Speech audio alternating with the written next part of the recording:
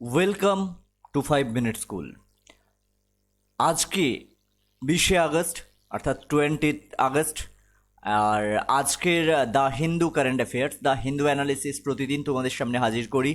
যেমনটা কথা দিয়েছিলাম যে প্রতিদিন বাংলায় দ্য হিন্দু অ্যানালিসিস তোমরা পাও না, সেটা হাজির করব। অর্থাৎ দ্য হিন্দু গোটা পেপারটা নয়, কেবলমাত্র তার ইম্পর্টেন্ট নিউজগুলো, যেগুলো তোমাদের জন্য পিএসসিতে বিভিন্ন এক্সামের ক্ষেত্রে উপযোগী হবে, সেইগুলো তোমাদের সামনে হাজির করব ফর বোথ কারেন্ট অ্যাফেয়ার্স এবং রাইটিং স্কিল। তো আজকে দ্য হিন্দু অ্যানালিসিসে কী আছে, চলো শুরু করা যাক। তো শুরু করার আগে একটা ছোট্ট রিকোয়েস্ট আছে, যারা দ্য হিন্দু অ্যানালিসিস দেখতে ইচ্ছুক রেগুলারলি, তারা প্লিজ কমেন্টে জানাও যে দ্য হিন্দু অ্যানালিসিসটাকে আমরা কন্টিনিউ করব কি না বাংলায়।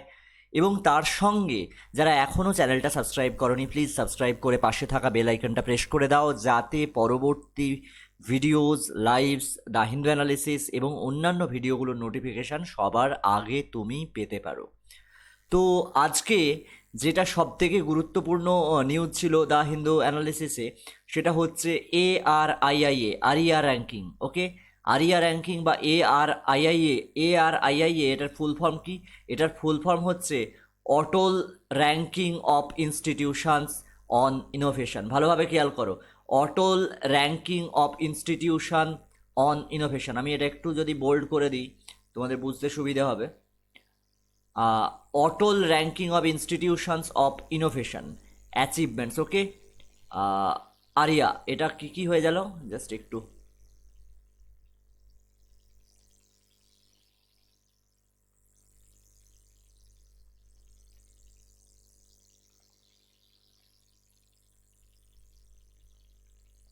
ওকে, এবারে তোমাদের বুঝতে সুবিধা হবে। Atal ranking of institutions on innovation achievements, ARIIA. এই আরিয়া এর পুরো নামটা জানিয়ে দিলাম। এটার পুরো নাম হচ্ছে Atal ranking of institutions on innovation and achievement. বিষয়টা আসলে কি? It is an initiative of ministry of human resource development. MHRD যেটাকে বলো, সেটার পুরো নাম হচ্ছে ministry of human resource development. তোমরা জানো এটা থেকে এখন শিক্ষা দপ্তর আলাদা হয়ে যাবে। কয়েকদিন আগেই নোটিফিকেশান বেরিয়েছে, যেটা নতুন শিক্ষানীতি চালু করেছে। তো গভর্নমেন্ট অফ ইন্ডিয়ার এই ministry of human research development বা MHRD, এটা আরিয়া র্যাঙ্কিং বলে একটা ranking, Atal ranking of institutions on innovation achievements. নাম শুনেই বুঝতে পেরেছো যে ইনোভেশন অ্যাচিভমেন্টের ওপর ভিত্তি করে একটা র্যাঙ্কিং প্রকাশ করতে যাচ্ছে। এবার তোমরা আমাকে জানাবে বর্তমানে MHRD মিনিস্টারের নাম কি। MHRD বা ministry of human resource development, government of India, এই মিনিস্টারের নাম কি? এই আরিয়া বিষয়টা আসলে কি? ARIIA এটা systematically ranks all major higher educational institutions and universities in India. I repeat, ARIA systematically ranks all major higher educational institutions and universities of India. এটা কি করবে? সিস্টেমেটিক্যালি যত মেজর ইনস্টিটিউট আছে, ইউনিভার্সিটিজ আছে, সেগুলোকে র্যাঙ্কিং দেবে।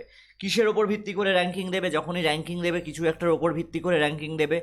The calculation, অর্থাৎ র্যাঙ্কিংয়ের জন্য যে স্কোর ক্যালকুলেশন হবে, the calculation is based on indicators related to innovation and entrepreneurship development. ভালো করে শোনো, the calculation is based on indicators related to innovation and entrepreneurship development among S student and faculties.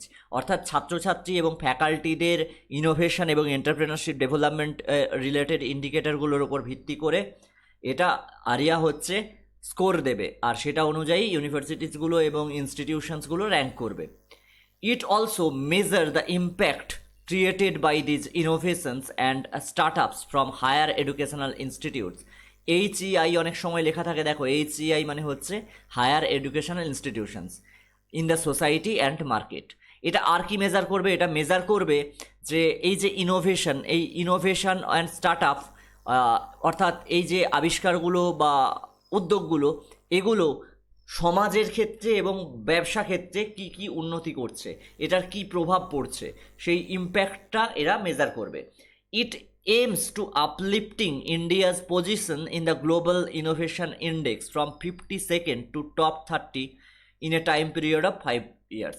তোমরা জানো বর্তমানে global innovation index বলে একটা আছে, GII বলা হয়, GII বা গ্লোবাল ইনোভেশন ইন্ডেক্স। বিষয়টা কি? না, এটা অনুযায়ী কোনো দেশের ইনোভেশন কীরকম হচ্ছে, এন্টারপ্রেনারশিপ কীরকম হচ্ছে সেই অনুযায়ী র্যাঙ্ক করা হয়। যেটা বর্তমানে ভারতের র্যাঙ্ক হচ্ছে 52তম, বর্তমানে জিআইআই ইন্ডেক্সে বা গ্লোবাল ইনোভেশন ইন্ডেক্সে ভারতের র্যাঙ্ক হচ্ছে 52তম। তো ভারতের লক্ষ্য হচ্ছে এই স্টার্ট আপটার মাধ্যমে আগামী 5 বছরের মধ্যে 30-এর মধ্যে র্যাঙ্ক করা, প্রথম 30 জনের মধ্যে র্যাঙ্ক করা। ARIA matrices considers all major parameters used globally to rank educational institutions. এটা এডুকেশন ইনস্টিটিউশন ওরা লিখেছে, কিন্তু বেটার হতো এডুকেশনাল ইনস্টিটিউশন লিখলে। And some parameters which are India specific to in nature. ভালো করে বোঝো, ARIIA matrices considers all major parameters used globally. সারা বিশ্বব্যাপী যে প্যারামিটারগুলো ব্যবহার করা হয় সেগুলো তো করবই, কেন না to rank educational institutions and some parameters which are India specific in nature. যেগুলো প্রকৃতিগতভাবে ভারতবর্ষে আগে থেকেই আছে, সেই প্যারামিটারগুলো ইউজ করা হবে। The parameters are primarily organised in major broad parameters with 7 indicator. 7টা ইন্ডিকেটার থাকছে এই প্যারামিটারগুলোর মধ্যে, 7টা নির্দেশক থাকছে। কি কি সেগুলো পরে বলে দেবো। Scores is computed based. ভালো করে খেয়াল করো, কম্পিউটেড বেসড কিন্তু স্কোর হবে on weights allotting each head. Overall score can take maximum value of 100। অর্থাৎ 100-এর মধ্যে প্রত্যেককে নাম্বার দেওয়া হবে, কে 10 পেলো, কে 84 পেলো, কে 100 পেলো, কে 90 পেলো, এরকম স্কোর দেওয়া হবে। All recognized higher educational institutions of India are eligible to participate in the ARIA ranking. যত রেকগনাইজড ইনস্টিটিউট আছে সবাই এটাই পার্টিসিপেট করতে পারে যদি তারা চায়। ইন দ্য রিসেন্ট যে ARII এর রিপোর্টটা দিয়েছে, সেখানে IIT Madras has bagged the top position under the category of institutions of national importance central universities. Central ইউনিভার্সিটিগুলোকে নিয়ে, অন্যগুলোকে এখনও নিয়ে কিছু লিস্ট বের করেনি, সেন্ট্রাল ইউনিভার্সিটিসগুলোকে নিয়ে যে তালিকাটা প্রকাশ করেছে সেখানে আইআইটি মাদ্রাস হচ্ছে টপ র্যাঙ্কিং আছে, টপ র্যাঙ্ক করেছে। এরপর যে নিউজটা ইম্পর্টেন্ট ছিল, তাহলে না, তার আগে একবার এটা বলে নিই, সেটা হচ্ছে তোমরা তাহলে ভালোভাবে খেয়াল রাখবে, এই আরিয়া র্যাঙ্কিং, আরিয়ার পুরো নামটা হচ্ছে Atal ranking of institutions on innovation achievements. ঠিক আছে, বাকিটা আমরা পিডিএফ দিয়ে দেবো, পিডিএফটাও একবার দেখে নিও। এরপর যে ইম্পর্টেন্ট নিউজটা হচ্ছে গ্লোবাল ইনোভেশন ইন্ডেক্স। ভালোভাবে খেয়াল করো, গ্লোবাল ইনোভেশন ইন্ডেক্স বা জিআইআই। আমি একটু আগেই বললাম যে জিআইআই, এই জিআইআই বিষয়টা কি, একে খায় না মাথায় দেয় না ভাতে মাখে।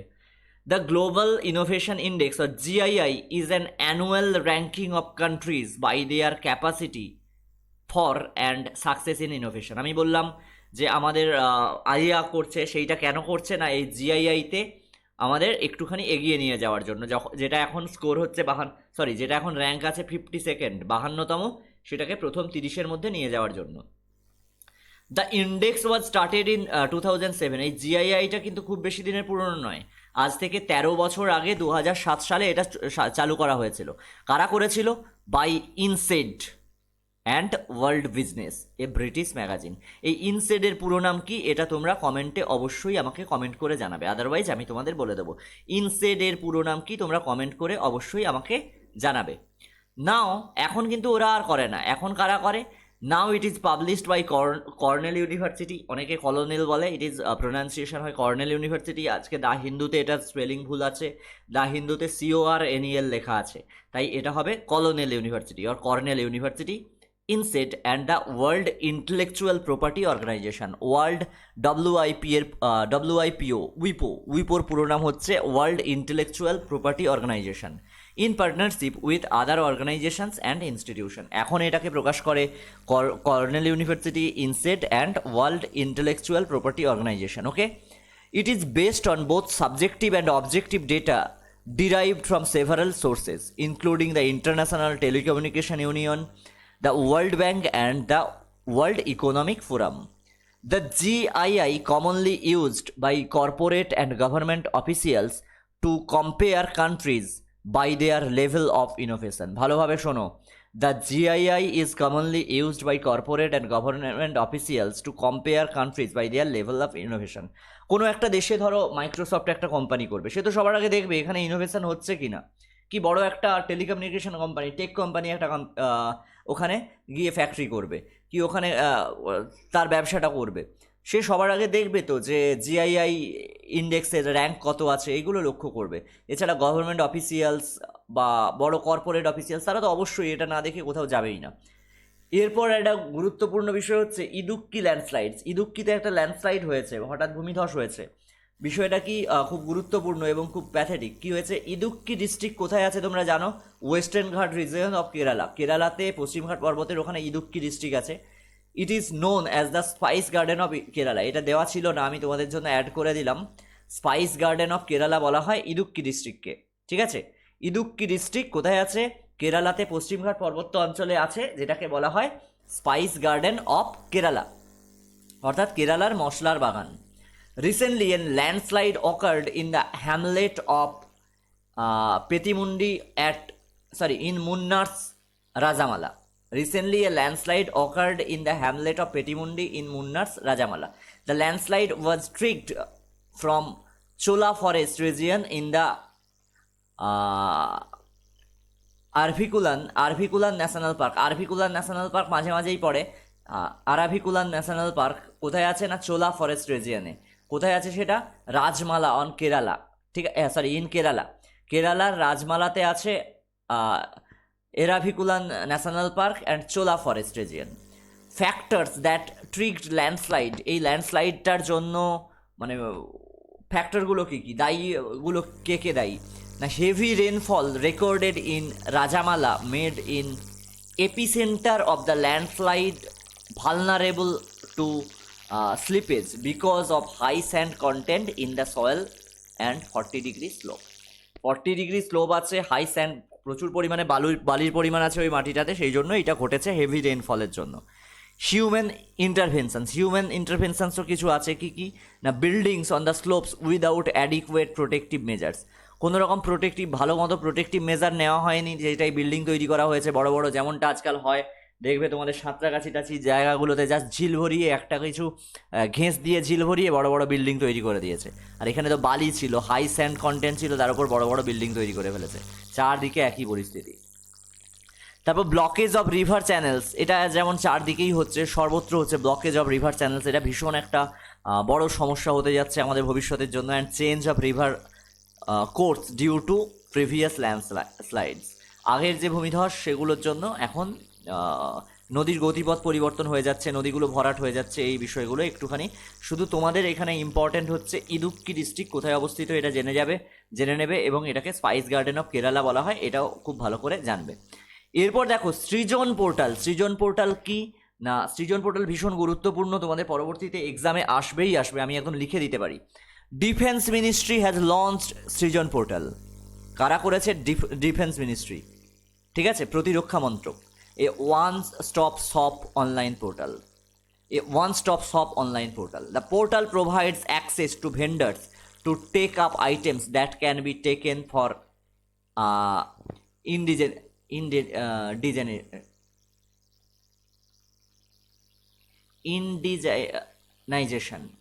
On this portal, DPSUS, OFB, SHQ can display their items. DPSUS, OFB, SHQ এগুলো তোমরা জানো, এগুলোর পুরো নাম তোমরা অবশ্যই আমাকে লিখে জানাবে। Can display their items which they have been importing or going to import, which the Indian industry can design, develop and manufacture as per their capability or through joint venture of OEMs. The concerned DPSUs, OFB, SHQ, based on their requirements of the items and their guidelines and procedures, will interact with Indian industry of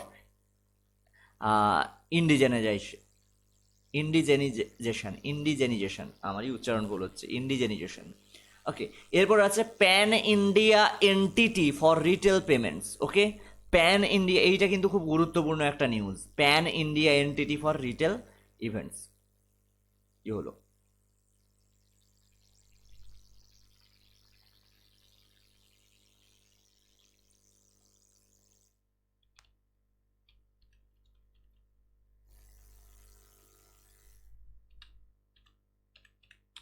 Pan India entity for retail events.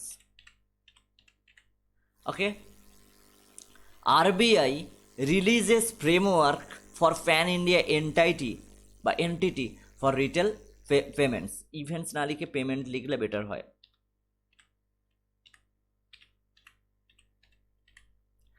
এবার দেখো, as per the framework, এটা কি হচ্ছে, RBI একটা framework তৈরি করে দিয়েছে। সেই ফ্রেমওয়ার্কটা কি বলছে, the companies with net worth over 500 crore rupees, 500 কোটি টাকার বেশি যাদের নেট ওর্থ আছে, will be eligible to set up an umbrella entity which among other things will be permitted to set up, manage and operate new payment system in retail space comprising the following: ATM, white labels POS, Aadhaar based payments, আর remittance services. এগুলো খুব একটা important নয় তোমার জন্য। The entity to be incorporated under the companies act 2013, এইটা একটুখানি জেনে রাখবে, would need to focus retail payment system. The entity will be expected to monitor national as well as international developments so as to avoid stocks and frauds may adversely affect the system and the economy in general. The entity will operate clearing and settlement systems for participating bank and non-banks, identify and manage the relevant risk, monitor retail payments system and developments related issues in the country and internationally, white label POS. Currently, merchant services providers have two common options when it comes to offering their clients a POS system. এগুলো জানো, এগুলো নিয়ে আর কিছু বলছি না। এরপরে বড় একটা নিউজ আছে, সেটা হচ্ছে অদ্ভুত প্রজেক্ট। অদ্ভুত প্রজেক্টটা কি? ইট ইজ এ ব্রাঞ্চ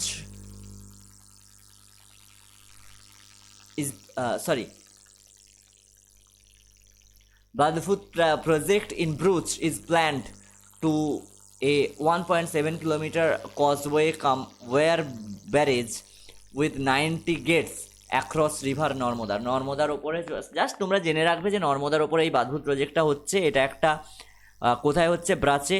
ব্রাচ খুব গুরুত্বপূর্ণ। আমি নদী রিভার সিস্টেম পড়ানোর সময় তোমাদের বলেছিলাম ব্রোচের কাছে নর্মদা অনেকগুলো গুরুত্বপূর্ণ বিষয় আছে। তো এই ব্রোচের কাছে 1.7 কিলোমিটার কোজওয়ে ওয়্যার ব্যারেজ একটা তৈরি করা হচ্ছে, যেটা 90টা গেট থাকবে নর্মদা নদীর ওপর। The barrage will stop most of the excess water flowing out the Sardar Sarovar dam. Sardar Sarovar dam সম্পর্কে অলরেডি আমি তোমাদের অনেক তথ্য দিয়েছিলাম। For reaching the sea and thus create a sweet water lake of 600 MCM। MCM বলা হয় মিলিয়ন কিউবিক মিটারকে, MCM বলা হয় শর্টে, অন দ্য রিভার। তো 600 মিলিয়ন কিউবিক মিটারের একটা লেক তৈরি করতে যাচ্ছে, ঠিক আছে, সর্দার সরোবর লেকের অতিরিক্ত যে জলটা নিয়ে। The sweet water from the reservoir will aim to meet the residential and industrial water requirements of Bruch, Ankleshwar and Dahej. The project also aims to prevent flooding in years when rainfall is higher than the normal.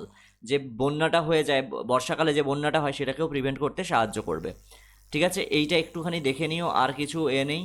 এরপর যেটা এখানে জানবে সেটা হচ্ছে the project is faced protect from local fisherman for its likely impact to fishing patterns, notably those of hilsa. ইলশার মতো ইলশা ধরার জন্য, ইলিশ মাছ ধরার জন্য যে প্রসেসটা করে, তার ফলে এগুলো ধ্বংসের মুখে চলে যাচ্ছে, সেগুলোকে রক্ষা করার জন্য এই প্রজেক্টটা সাহায্য করবে। A marine fish hilsa migrate upstream and arrives in the brackish water of the Narmada. যে তোমরা জানো যে এইখানে রূপনারায়ণে ইলিশ পাওয়া যায়, পদ্মাতে ইলিশ পাওয়া যায়, জাস্ট নর্মদাতে ইলিশ পাওয়া যায়, এটা তোমরা জানতে না।